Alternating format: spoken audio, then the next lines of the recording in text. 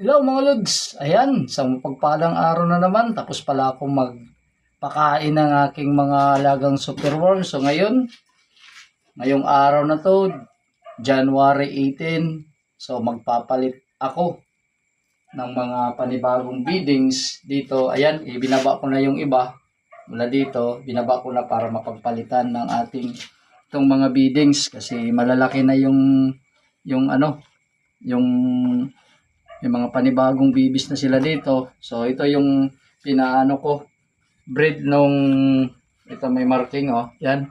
Kung makikita nyo yan. Yan ito. Yan. December 11 pa yan.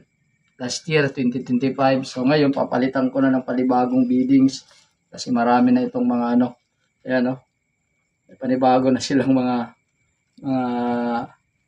worms. So papalitan na natin para makapanibago na naman tayo. So ito, mula dito, siyempre yung pangailangan natin, lalo na dun sa mga sunod natin na ito, yung panibagong feedings nila. So nakabili tayo kahapon ng, pinano ko na ito pinainitan ko na ito. So parang in-sterilize na kung tawagin. So ininit na natin ito para mamatay naman yung, o may eliminate naman yung andito na pag bumibili tayo doon sa mga sa mga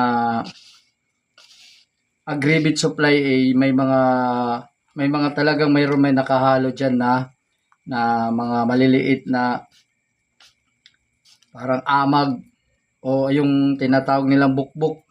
So iniinit natin to hanggang suminit. Kagabi pa natin to pinainitan. So ngayon medyo okay na. So papalitan natin tong panibago. Ayan. Siyempre di mawawala yung ballpen dito. Ito. Yung ballpen.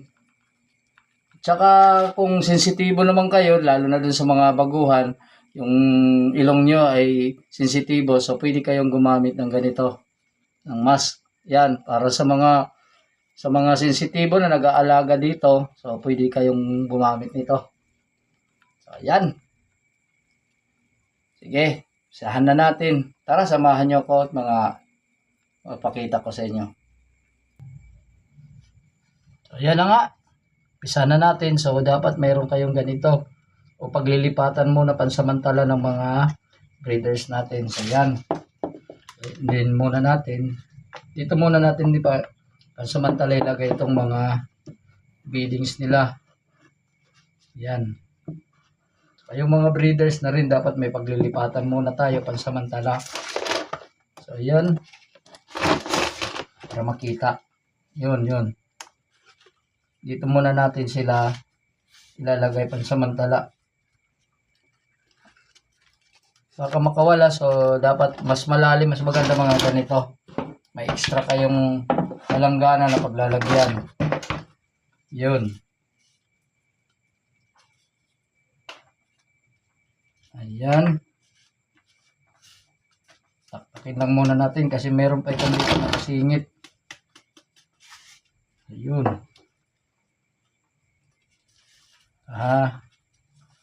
Ito nga pala yung silbi nito ng mga karton na strip.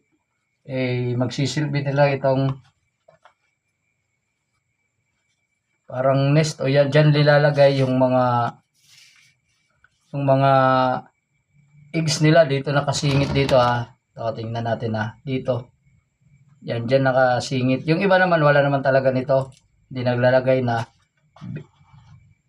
Yung sa akin ay yung sa experience ko mas maganda ganito kasi para hindi makain. Ayun. Yun. Pero ito mga ganito na may na na. So yun. Kunin muna natin tong ibang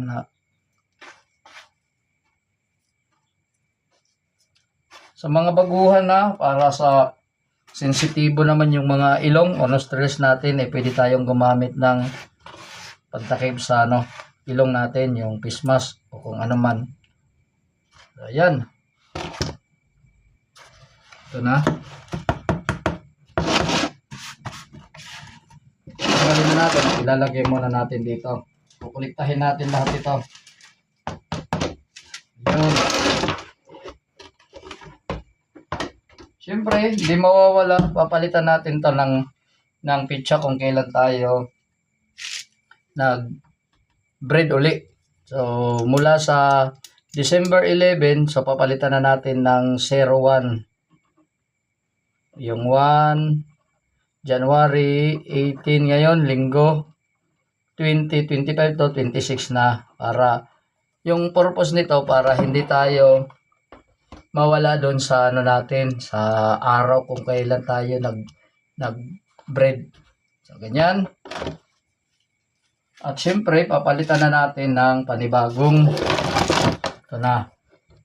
Ganyan lang sa akin, 2 takan lang. Yung iba, makapal nito. Yung parang beadings nila. Para dyan sa ilalim. Pero sa akin, ganyan lang kasi mayroon naman silang paitlogan.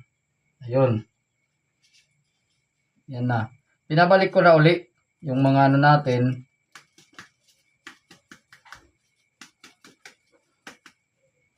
Ayan. Tinataktak ko muna itong mga ano para kung may nakasingit man na mga worm, so matatanggal doon sa ano. Ayan. Ganyan lang. Na-arrange ko. So, nililipat ko din.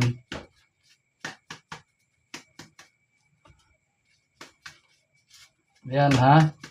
Para sa mga bagong followers natin na gustong mag-alaga o magparami nito, ganito yung proseso ko sa pag-aalaga. So, sinishare ko ito sa inyo ng base sa mga na-experiensyahan ko. At ito naman pala ay magsisilbi ito nilang itong egg tray na to. Nagsisilbi nila itong pahingahan. Parang dyan sila nagtatago kung tapos na mag-ano ng itlog. So, ayan, dyan sila. Ayan o. Dyan sila nagtatago. Para sa mga baguhan na yan yung pamamaraan ko na sa pag-aalaga ng o pagpaparami ng ating inaalagaan superworm.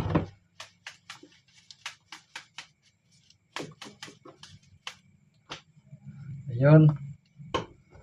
Ilagay natin dito. Ito. Siyempre, pagkatapos nito, lalagyan natin ng gulay naman. Yan. Ganyan lang malods ha. So, sa mga nag-i-interest, so, ganyan lang. At saka, bakit may ganito?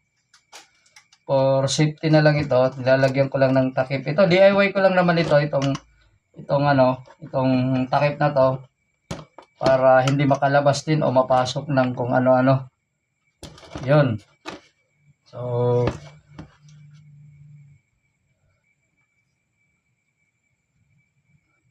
at ayan mga lods, so tatanggal na ako muna ng pansamantala. So ito yung parang finished product natin sa pag-aalaga o pagpaparami. So ayan, kumpleto tayo, may pitsa at may takip. So may bagong na tayo. Tapos nilalagay ko na yan dito. At saka isusunod ko na ito andito. Yan, papalitan natin kasi mga December. Ayan, December 11 sila lahat. So, papalitan natin ng panibago. So, hanggang sa susunod mga lods. At sa